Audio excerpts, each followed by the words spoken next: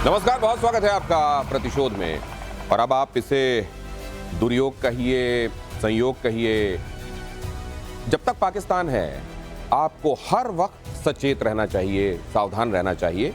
ये बात इतिहास भी हमको लगातार सिखाता चला आया है। पाकिस्तान को लेकर कभी भी हम ये नहीं सोच सकते कि अब तो पाकिस्तान सही राह पर चलेगा। आप कितना भी इलाज करते रहें, ये मर्ज ऐसा है कि उसको सतत इलाज की जरूरत है। मैं ऐसा क्यों कह रहा हूं मैं आपको बताऊंगा आगे, लेकिन पहले जरा ये खबर देखिए। आज के हमारे कद्दावर मेहमानों से परिचय के पहले, मैं कद्दावर क्यों कह रहा हूं वो भी आपको बताऊं, लेकिन उससे पहले भारत की मिसाइल शक्ति से घबराया पाकिस्तान। पाकिस्तानी चैनल में मिसाइल पावर की तारीफ। पाकिस्तानी एक्सपर्ट ने कहा पाकिस्तान का एयर डिफेंस खोखला।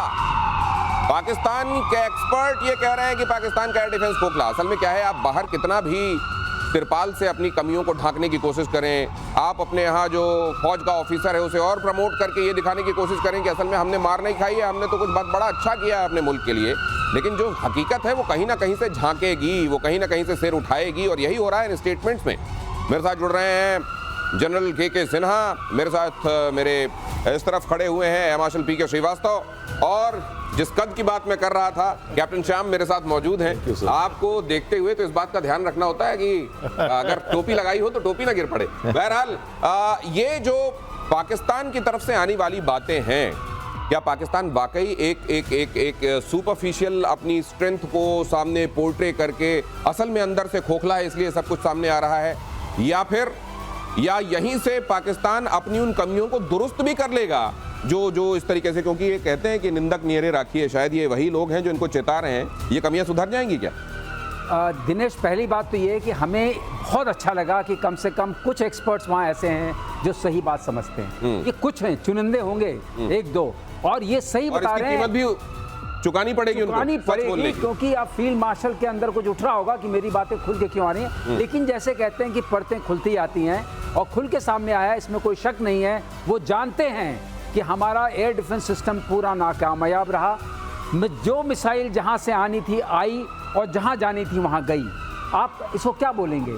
आपके 9 आतंकवादी के ठिकाने गए, आपके 12 एयरपोर्ट एयरफोर्स के स्टेशंस गए, एयरफील्ड्स गए, और ख़ास तौर से आपके कमांड एंड कंट्रोल सेंटर जो 60 से 80 मीटर नीचे बताए जाते हैं, उसमें आप घुस के आपने मारा, और सब ऐसी चुनिंदा चीज़ें आपने ख़त्म की। चाहे वो यूएवी का जमावड़ा हो जहां वेपन सिस्टम हो, या चाहे उनके रनवे ऐसे क्रॉसिंग पर मारा आपने, या किराना हिल जहां की धमाका होता ही रहा होने के बाद, और उनके दरवाजे बंद कर दिए। जितने उनके इंपॉर्टेंट एयर बेसिस थे आपने उन सबको निरस्त कर दिया। मतलब उनकी जितनी कमजोरियां थी उनको आपने सतह पर लाने का काम किया। लेकिन ये बात समझी लोगों ने, अब ये आप लोगों ने समझी और इसको अंडरलाइन कर ले। लेकिन अब एक बात और समझ लीजिए, पाकिस्तान असल में अगर खुद में देखें आप तो पाकिस्तान की हैसियत कुछ भी नहीं है।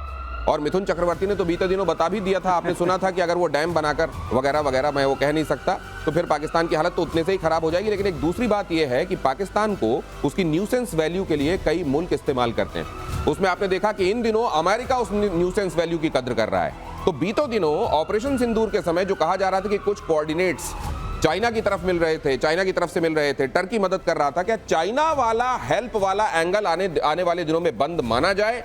जनरल सिन्हा, देखिए, हेल्प को ये उनको चीज़ें मुहैया कराना ये कभी बंद नहीं होगा, और बहुत ज़्यादा हम इसको रीड करने की ज़रूरत नहीं है। भारत भी हम रक्षा के उत्पादन में बढ़ता जा रहा है, वो उन चीज़ों को देगा, आपके नेबर को भी जा सकता है, चाइना इसको रीड करने लगे, आपने कर दिया, तो ये कुछ हद तक तो सही है। हाँ, वो जो कहता है कि हम ऑल वेदर स्ट्रेटेजिक पार्टनर, जो बड़ी बड़ी बातें करता है, जो पहले भी करता रहा आतंकवादियों के, वो तो है निशाने पे भारत। नहीं, मैं तो ये कहता हूं, बड़ा खतरा है वो। चाइना बहुत जल्द किसी चीज की गांठ भी बांधता है। ऐसा नहीं है कि चाइना सब कुछ लुटाता। सीपेक को लेकर उसने जो लुटा दिया, अपना इन्वेस्टमेंट उसका डूब गया। चाइनीज जो वहां काम कर रहे थे उनकी किस तरीके से हत्याएं हुई।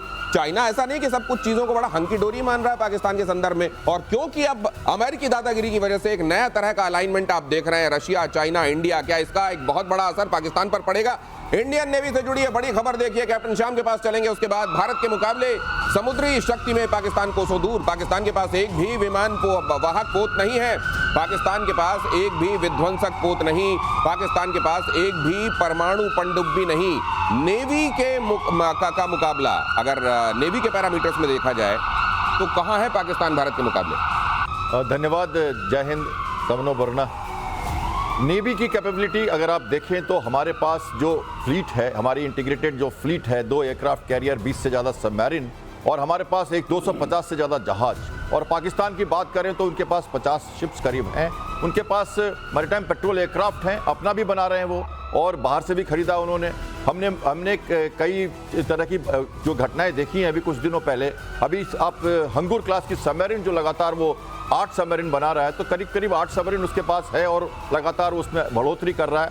और ये बात समझ के चलिए कि एयर इंडिपेंडेंट प्रोपल्सन के सबमरीन के साथ उनकी सबमरीन बन रही है, जो हमारे लिए एक डिटरेंस खतरनाक हो सकती है। पर जो हमने दिखाया ऑपरेशन सिंदूर में, हमने जो उनके जहाज़ों को सिमट दिया कोस्टल डिफेंस के रोल में, और हमने प्रूव किया कि हमारी जो कैपेबिलिटी है, जो 10 से ज़्यादा हमारे डिस्ट्रॉयर्स, 10 से ज़्यादा फ्रिगेट्स, हमारे 20 से ज़्यादा सबमरीन्स, 250 जहाज, हमारे P-8I, हमारे का-31, हमारा रैम्पेज मिसाइल के साथ MiG-21K जो लगातार कॉम्बैट एयर पेट्रोल में था, इनने सब ने ये दिखाया कि इस एरिया में, इंडियन ओशन में करीब करीब और इंडो पैसिफिक सिनेरियो में ब्लू वाटर कैपेबिलिटी में नेवी का एक दमखम है, और वो पूरी तरह से इसे दिखा रही है। चाहे वो हुती के अगेंस्ट में हो, सर्च एंड रेस्क्यू में हो, मौसम में हो, HADR मिशंस में, ह्यूमैनिटेरियन रिलीफ में हो, या हमने सुनामी के समय में देखा, ये सब के समय हम नेट सिक्योरिटी प्रोवाइडर के रूप में अभी काम कर रहे हैं, और पाकिस्तानी ने भी अभी उस तरह से बिल्डअप नहीं हुई है। तो आप ये कह रहे हैं कि उतना ही अंतर है जितना मेरे और आपके कद में फर्क है। इतना बड़ा फर्क, और ये बहुत बड़ा फर्क है। और अभी इसमें बहुत कितनी भी मदद चाइना की तरफ से मिल जाए, चाइना ने हालांकि इन दिनों फिर से अनाउंस किया है कि वो नेवी को भी स्ट्रांग करने के लिए मदद देने वाला है पाकिस्तान को। मदद ये ऊंट के मुंह में जीरा, जब भारत के हिसाब से आप कंपेयर करेंगे। और फिर दूसरे ये भी होता है, उधार का सामान आप ले तो लेते हैं, लेकिन फिर चलाने वाले लोग भी होना चाहिए ना। जज्बे वाली कौम कितनी है पाकिस्तान की सेना, ये आपने देख लिया है। आगे बढ़ूं उससे पहले बता दूं शन्नो वरुणः क्यों कहते हैं कैप्टन श्याम, क्योंकि शन्नो वरुणः का मतलब होता है जल के देवता हमारी रक्षा करें। ये वेदों से लिया गया, और सी राजगोपालाचारी ने यह सुझाया था कि भारत में नौसेना का ये सूत्र वाक्य होना चाहिए, शन्नो वरुणः। आगे बढ़ता हूं, भारतीय सेना की ड्रोन वॉर रिहर्सल, अगरतला में ड्रोन शक्ति का अद्भुत प्रदर्शन।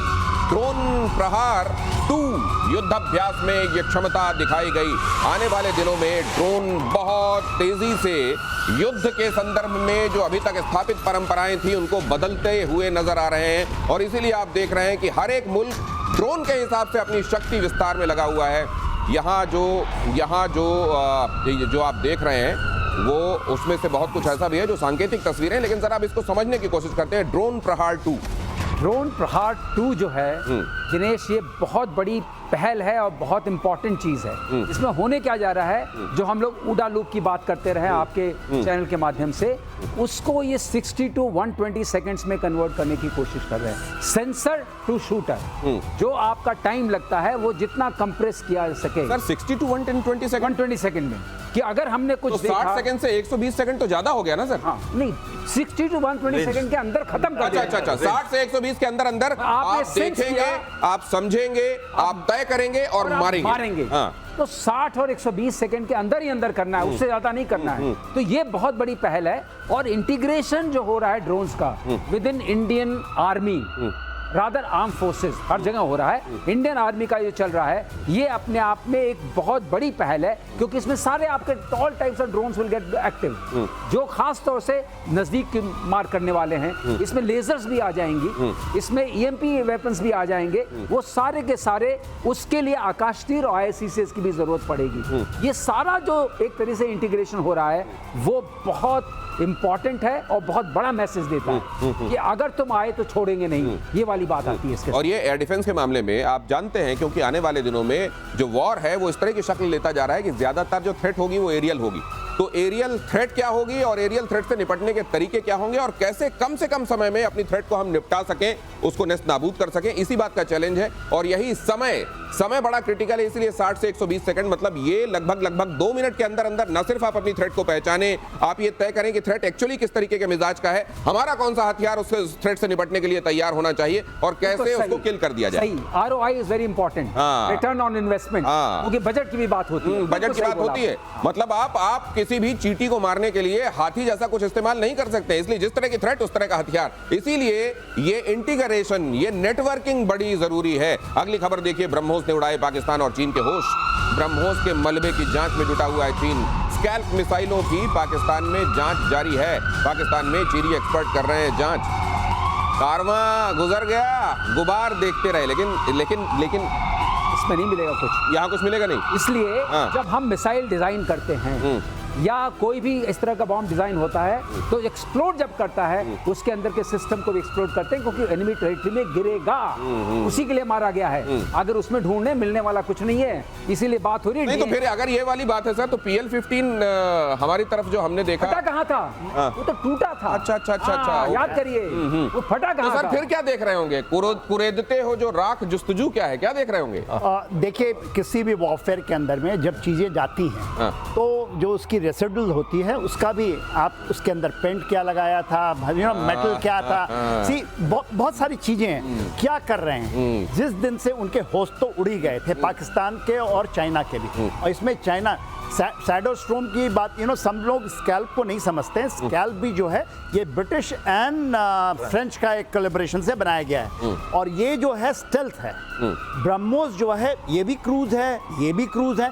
इसके अंदर जो नेविगेशन प्रॉब्लम उनको क्या आ रही है कि जो इसके अंदर में चीजें जो बनाई गई हैं स्टेल्थ के ऊपर में, एक को आप क्रूज से नैप टू अर्थ से करते हैं और एक में सिस्टम में ही आपका स्टेल्थ है। अच्छा, और आप अपने टारगेट में जा करके सटीक मारते हैं, इसका रेंज बढ़ता जा रहा है।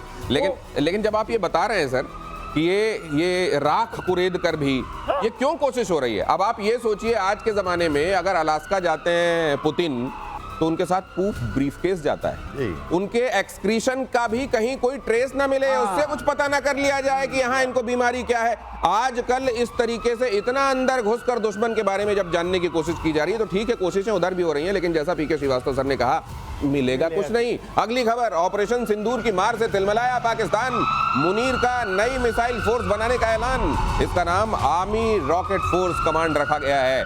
फतह सीरीज की मिसाइलें इसमें शामिल होंगी। अब आप ये सोचिए कि कोई ऐसा व्यक्ति हो जिसको कभी जीवन में इज्जत ही ना मिल रही हो, तो उसने सोचा हो कि अब मैं एक काम करूंगा, मुझे तो मिली नहीं, मैं अपने लड़के का नाम नमस्ते रख दूंगा। नमस्ते। अब जो भी उसको बुलाया है, नमस्ते इधर आओ, हाँ नमस्ते नमस्ते नमस्ते, ये वाली। अब ये रॉकेट फोर्स नाम रख के आप ये क्या कर लेंगे?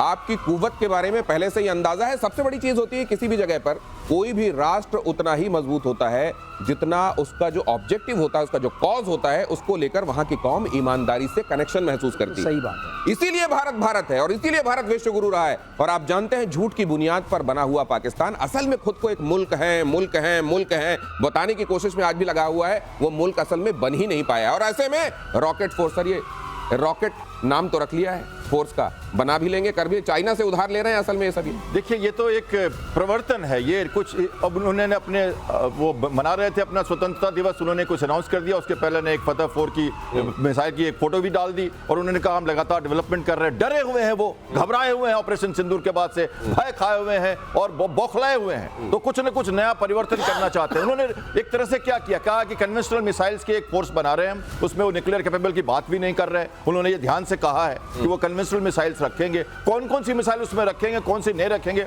हमारे पास स्ट्रैटेजिक फोर्स है, हमारे पास अपना तरीका है, हमारे पास न्यूक्लियर वेपन्स को लॉन्च करने और रिलीज करने और उसकी डॉक्ट्रिन का पूरा फॉर्मूला है। हमने एक स्ट्रैटेजी की तरह वो सब कह रखा है, और उनको ये लगता है कि हम भी कुछ दिखा दें कि हमारे पास भी एक इंटीग्रेटेड फोर्स बनी है। इसका कुछ खास उन्होंने डिक्लेरेशन अभी नहीं किया है। एक तरह से परिवर्तन है और एक बौखलापन का एक नमूना आप कह सकते हो, उसके ज्यादा मैं इसको कुछ नहीं देखता। अभी हम कैप्टन शायद ये कह रहे हैं कि चाय पुरानी, लेबल नया, वही बात है, क्योंकि वही सब जुटा उठा के एक बना दिया है। बट जहां तक बात है, पिछलग्गू तो ही है, और चाइना के खासतौर से पिछलग्गू हैं। चाइना में PLA रॉकेट फोर्स है, तो इन्होंने कहा हम भी एक बनाते हैं, जरा नाम में दम होना चाहिए। नाम में दम तो हमेशा से रहा है, फतह, अबाबील, हाँ, गौरी, मतलब ऐसा लगेगा कि अब मार भी मर जाएगी, और आपने हाल देखा। वही बात है, और कोई खास बात नहीं। Integrated rocket force is an amalgamation of all the rockets they have. Let's see क्या कर पाएंगे। जब तक वो ICCS टाइप चीज इनके पास नहीं होगी, नेट सेंट्रिसिटी नहीं आएगी, ये नहीं कर सकते। और नेट सेंट्रिसिटी घर में बनानी पड़ेगी, उसकी ताकत है। नेट सेंट्रिसिटी घर में बनानी पड़ेगी, उसकी ताकत है नहीं। ये वही है कि शायद एक बार फिर से नामों के जरिए कोई मैसेज देने का ख्याल दिल में आया है, इसीलिए पाकिस्तान ने रॉकेट फोर्स बनाया है, और भारत ने रॉकेट फोर्स की शुरुआत कर भी दी है। अगली खबर देखिए, रॉकेट फोर्स में शामिल होगी ब्रह्मोस इंटीग्रेटेड रॉकेट फोर्स की शुरुआत। यही इंटीग्रेशन जिसकी बात कर रहे थे PK Srivastava sir, integrated rocket force की शुरुआती तैनाती LAC पर होगी।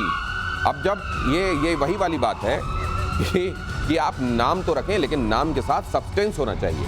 हिंदुस्तान में जब कोई चीज बनती है तो फिर उसके साथ वो सब्सटेंस भी होता है, जो उसके लिए केवल लेबल नहीं होता है, केवल नाम नहीं रखा जाता है, उसके साथ साथ जो जो चीजें जरूरी होती हैं वो भी उसकी भी तैयारी होती है। अब भारत के संदर्भ में रॉकेट फोर्स को समझाइए सर, जनरल सिन्हा। देखिए, जब हम रॉकेट फोर्स की बात करते हैं, हमारे पास ऑलरेडी हम उसको नाम देने वाले रॉकेट फोर्स वो है, और हमारी रॉकेट फोर्सेस में रॉकेट सिस्टम ही है और उसके साथ मिसाइल सिस्टम्स भी हैं। जितने भी आप आर्टिलरी यूनिट को देखते हैं हमारी आज की, वो है ही रॉकेट फोर्स। वो तो हमारे उसके अंदर में इंटीग्रेशन है, और short range, medium range, long range तीनों की इंटीग्रेशन है।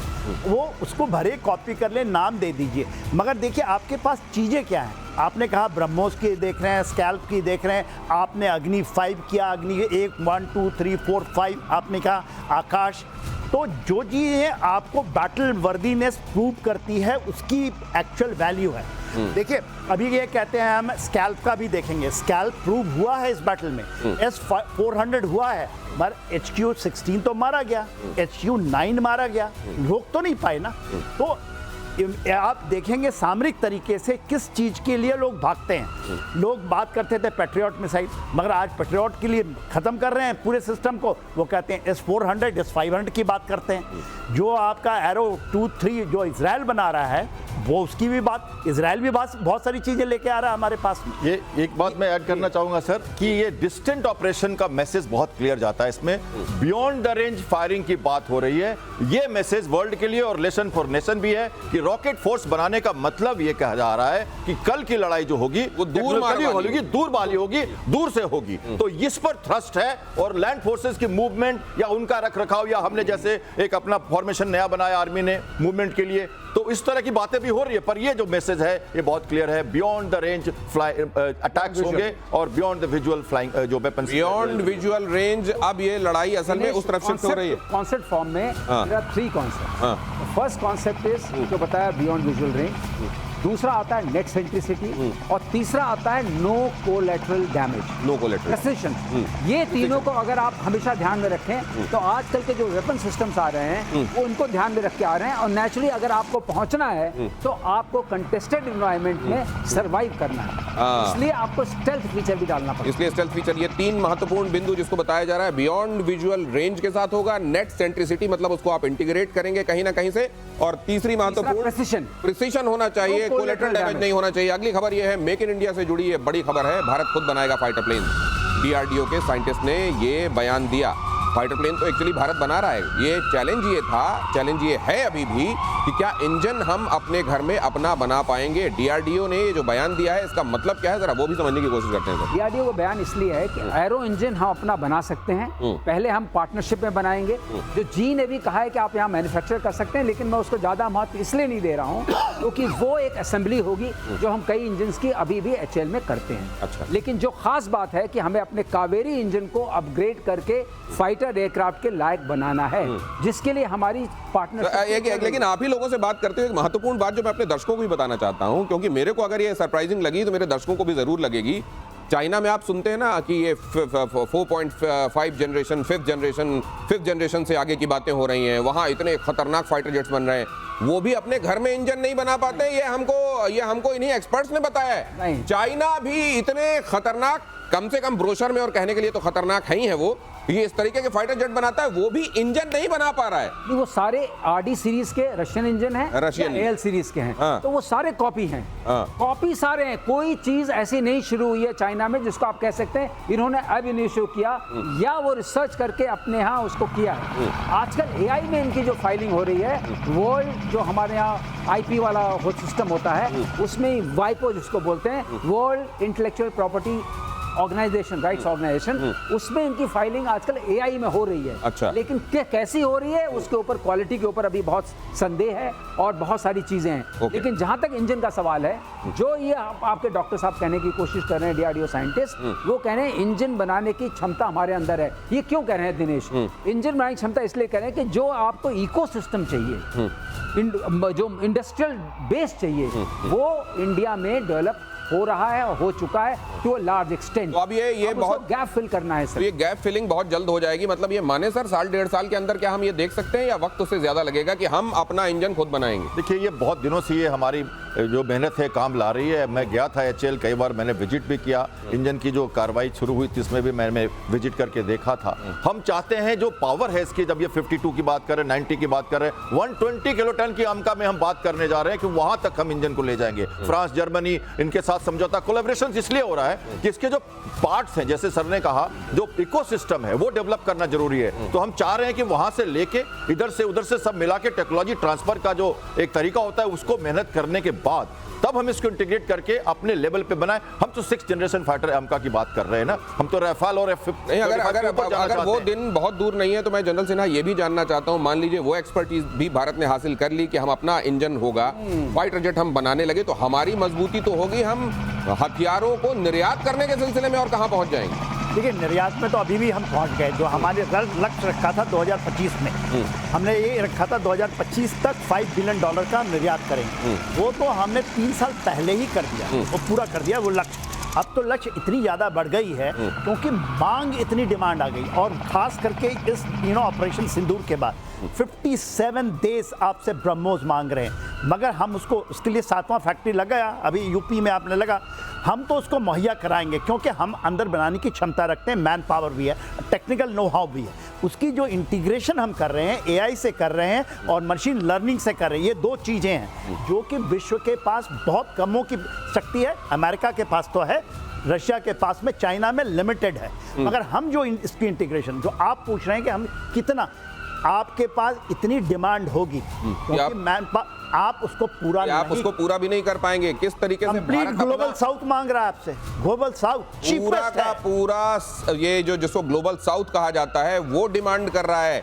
भारत अगर इस तरफ बढ़ जाता है तो जाहिर है ये एक अलग ही पैराडाइम शिफ्ट होगा, और पाकिस्तान ने कई हवाई मार्ग अस्थायी रूप से बंद किए। अगली खबर देखिए, पाकिस्तान ने नोटैम जारी किया, इस्लामाबाद के आसपास का हवाई क्षेत्र बंद किया, LOC के आसपास का हवाई क्षेत्र बंद किया गया।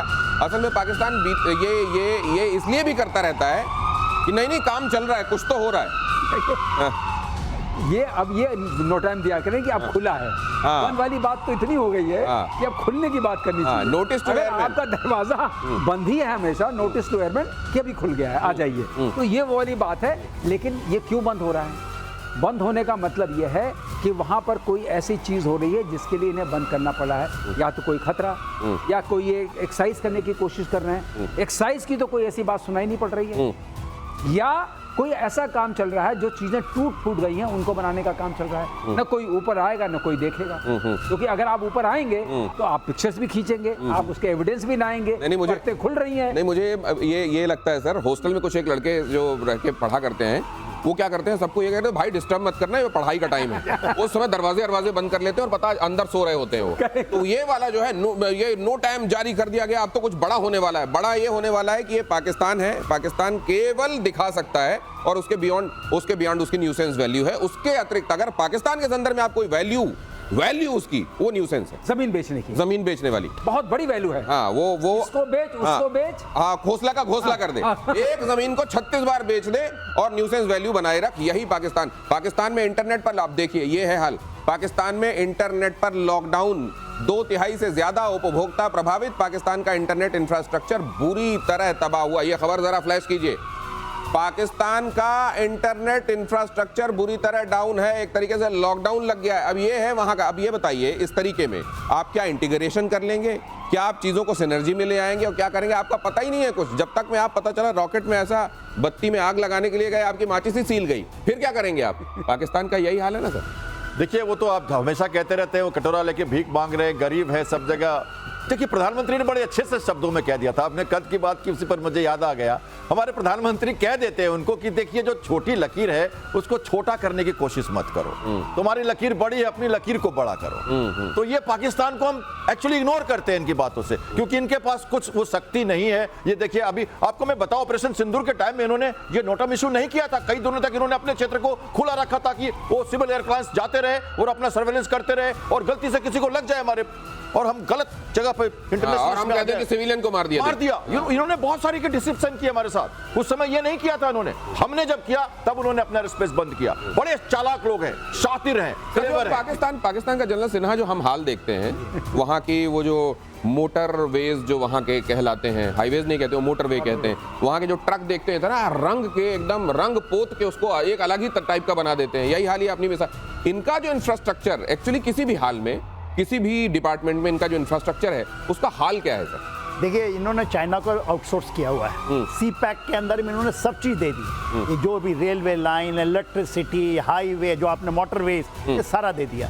और उसको क्या है कि पाकिस्तान के जो 25 करोड़ जनता वो चाहती नहीं, क्योंकि उनको दो प्रॉब्लम है। एक तो प्रॉब्लम है इतना डिस्क्रिमिनेशन है, दूसरा जो जितने भी पैसे होते हैं, आपने पूछा ना क्या हाल है, जितने पैसे हैं 70 बिलियन डॉलर बहुत होता है, उससे सारे लेकर के बाजवा साहब भागे।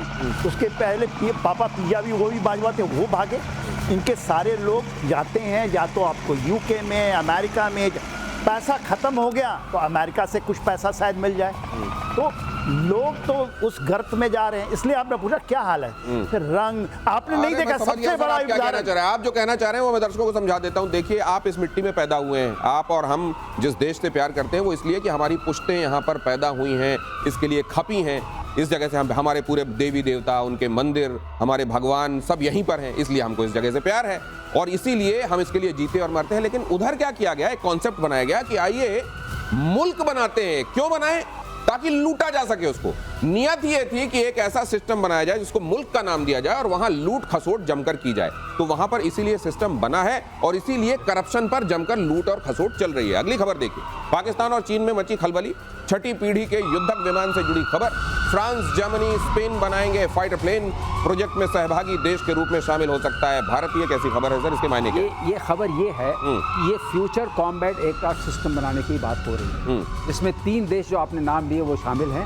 भारत भी उसमें पार्टिसिपेट करने की अपनी इंडिकेशन दे चुका है, क्योंकि 5th हम यहाँ बना रहे हैं। और आपको ये बता दें कि ये कोई नई बात नहीं है। F-35 जो बना था तो ऑस्ट्रेलिया ने, यूके ने, स्पेन ने, सब ने कंट्रीब्यूट किया था पैसे को, क्योंकि उसके R&D में करीब $1 ट्रिलियन लगे थे और उनको इन्फोर्स किया गया था आपको खरीदना पड़ेगा, सबको नंबर्स देने पड़े थे। तो ये पहल अगर आप मुझसे पूछें, एक सामरिक और आर्थिक दृष्टिकोण से ये बहुत अच्छी सर। जिस तरीके से हम ये देख रहे हैं कि फाइटर जेट्स के लिए दुनिया जो है कोलैबोरेट करके इसमें फ्यूचर रेडीनेस के लिए तैयार हो रही है, मिसाइल के मामले में भी क्या उसी तरह से तैयार हो रही है? नहीं, मिसाइल जबकि ज्यादा कॉस्ट इफेक्टिव आपको ये नहीं लगता कि मिसाइल है? आपने बड़ी अच्छी चर्चा की है। मैं हमेशा से मिसाइल्स, ड्रोन्स, अनमैन्ड सिस्टम्स के फेवर में रहा हूं, क्योंकि जिस भी the moment you put a man in the system, वो सिस्टम बहुत कॉस्टली होता है, क्योंकि आदमी को हमें बचाना है। लेकिन एक चीज वो जरूर देता है, वो देता है फ्लेक्सिबिलिटी। प्लेटफॉर्म की जो फ्लेक्सिबिलिटी है जो उसमें आती है,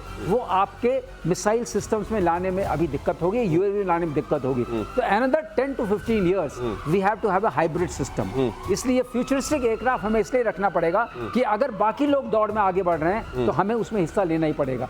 एक चीज और हार्वेस्ट होती है, जब भी आप ऐसा प्रोग्राम करते हैं, जितनी भी टॉप या थ्रेशोल्ड टेक्नोलॉजी जिनको हम बोलते हैं, वो भी आपके हिस्से में आती हैं। वो उसकी सब जरूरत है, वो सब में काम आती हैं, चाहे यूएवी का हो, चाहे वो ड्रोन का हो, मिसाइल का, हर चीज में वही काम आती है। अच्छा। क्योंकि वही प्रिसिशन चाहिए, वही आपको चिप्स चाहिए, पावर उसी तरह की चाहिए, उसी तरह का स्टेल्थ चाहिए, वो सारी चीजें आती हैं और आपको फ्लाइंग करने के लिए जो ज्योमेट्री चाहिए वो भी वहीं से आती है। लेकिन सर ये जनरली देशों की कोशिश ये होती है कि खुद को एज इस तरीके से दिया जाए कि हमारा रिसर्च एंड डेवलपमेंट हो, हम उसमें दिमाग लगाएं और हमारे पास कुछ ऐसा हो जो दुनिया के पास ना हो।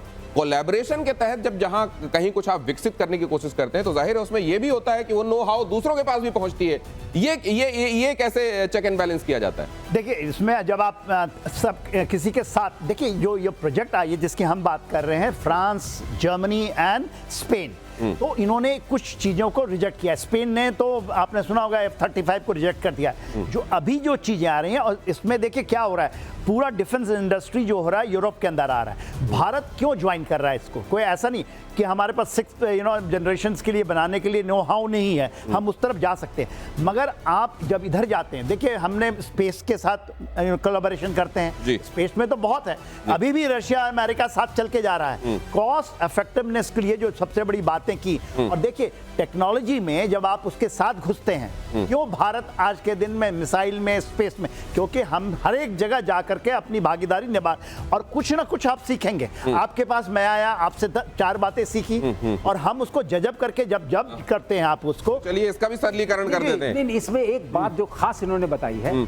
जो सरलीकरण आप पूछते हैं, आपने सबसे बड़ा सवाल ये पूछा कि हम अपनी टेक्नोलॉजी को प्रोटेक्ट कैसे करेंगे।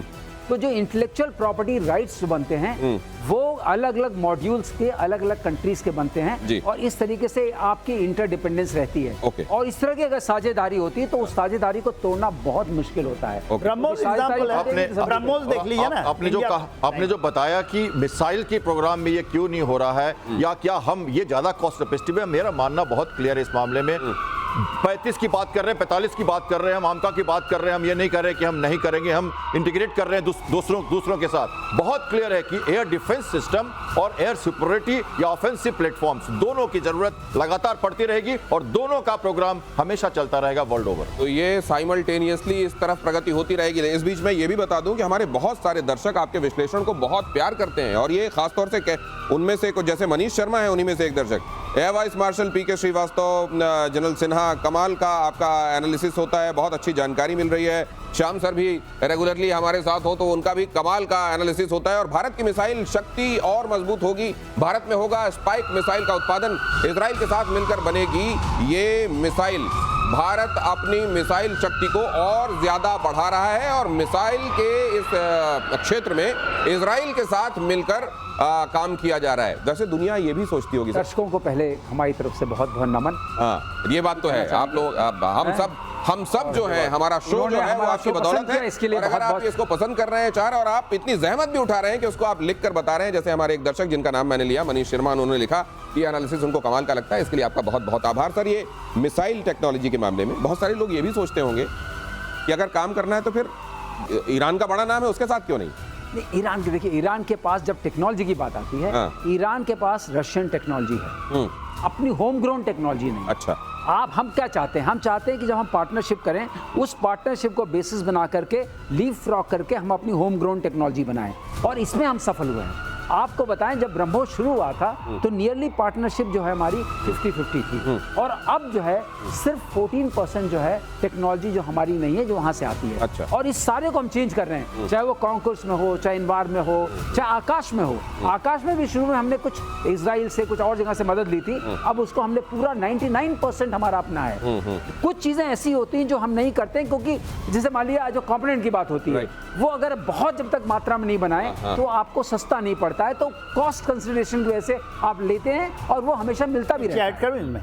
देखिए क्या होता है, जब जनरेशन की बात करते हैं, जैसे 6th generation, India should think about 7th और 8th जनरेशन। 6th जनरेशन आप इससे ले लीजिए, आप इधर जाएंगे, इसलिए जाते हैं आप जब 6th जनरेशन की जब बात हो रही है, हम वहाँ ज्वाइन कर रहे हैं, इसमें चले जाइए, हमारी जनरेशन यहाँ नहीं रुकेगी।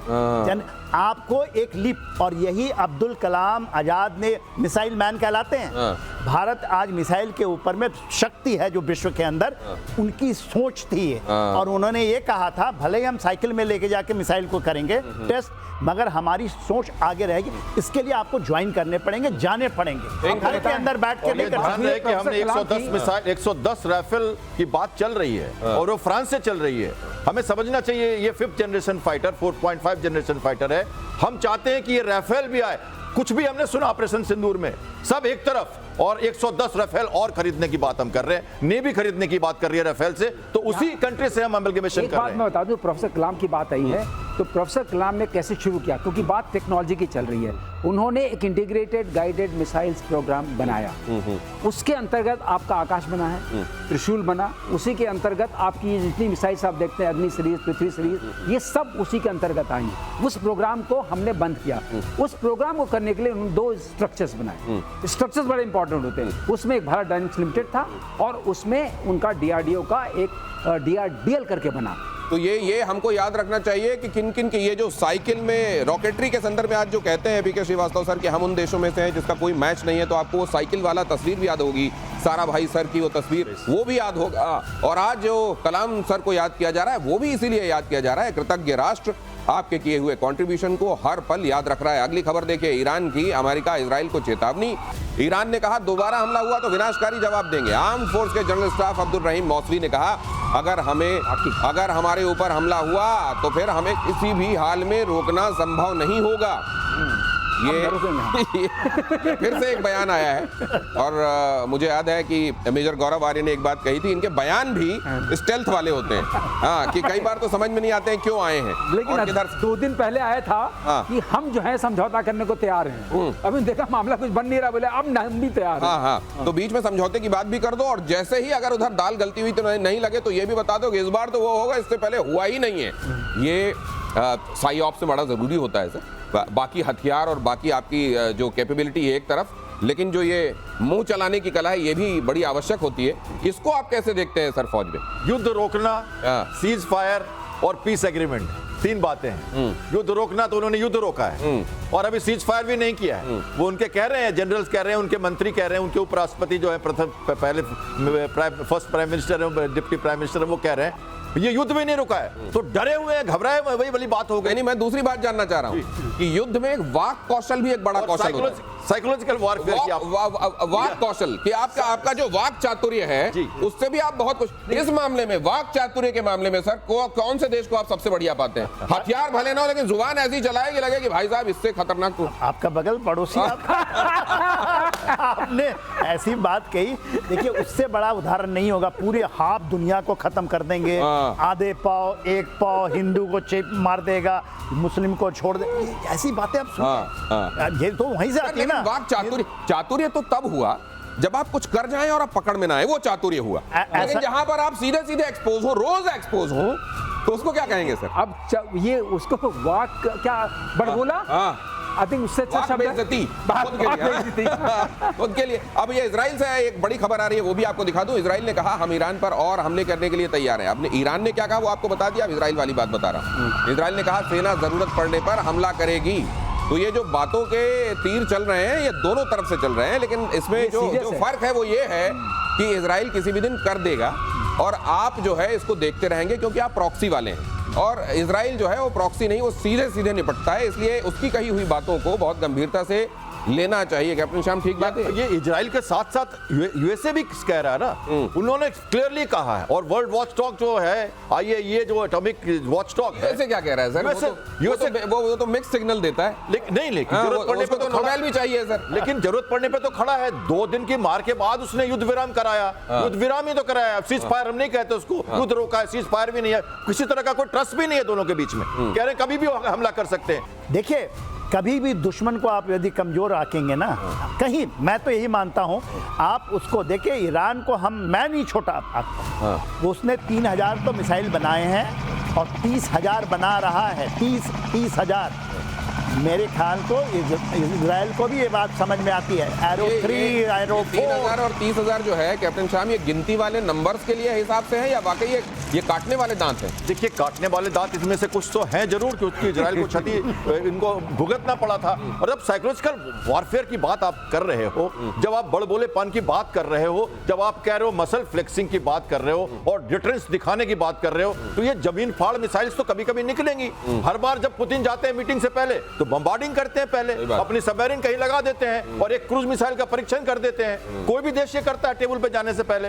तो अगर वार की स्थिति है और युद्ध की संभावना है तो मसल फ्लेक्सिंग तो होगी। ताइवान में होता क्या है, ये मसल फ्लेक्सिंग चलता है और बातें, और ये आज से नहीं है। आपको याद होगा वो पुराने जमाने में आप जो लड़ाइयां और उसके संदर्भ में सुनते हैं या उसका जो कभी कुछ उस पर बनाया गया कोई ऑडियो विजुअल देखते हैं तो आप देखते हैं उसमें अट्टहास होता है जिसमें कोई एक व्यक्ति करता है या धनुष की टंकार की जाती थी। ये इसीलिए की जाती थी, वहां सीधे सीधे कुछ चलता नहीं है, लेकिन इसका बड़ा पोस्टरिंग होती है और बड़ा इसका इंपॉर्टेंस होता है। और सीरिया से बहुत बड़ी खबर सीरिया से बड़ी खबर, सरेंडर मोड में अल शरा की सरकार।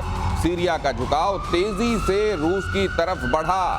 सीरिया ने सीधे सीधे रूस से मदद मांगी। अब ये भी एक जगह ऐसी है दुनिया में, सीरिया को आप हमेशा जब भी सुनेंगे ना इसी वजह से सुनेंगे, वहां कभी कभी इस तरीके से टर्बुलेंस, कभी उस तरीके से टर्बुलेंस, ये सीरिया को लेकर खींचतान, ये हमेशा ये जगह का वास्तु खराब है क्या सर?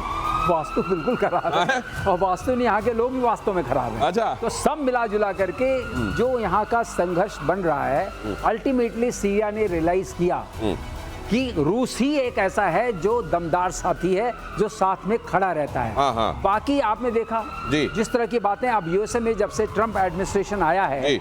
किसी को पता नहीं चल रहा है कि वो किसके साथ है, तो किसी को पता नहीं चल रहा है। ये लेकिन कहा जाता है कि दुनिया में कुछ पता नहीं चलना भी एक तरीके से पता चलना होता है। ये पता चलना होता है कि एम्बिग्विटी जब तक कायम रहेगी किसी को पता ही नहीं चलेगा कि असल में क्या हो रहा है, और ये आपके काम भी आता है। तो जहां स्ट्रेटजी की बात होती है कहते हैं जाके कोई स्ट्रेटजी नहीं है, यहाँ एम्बिग्विटी, और ये भी एक स्ट्रेटजी। बहुत धन्यवाद सर।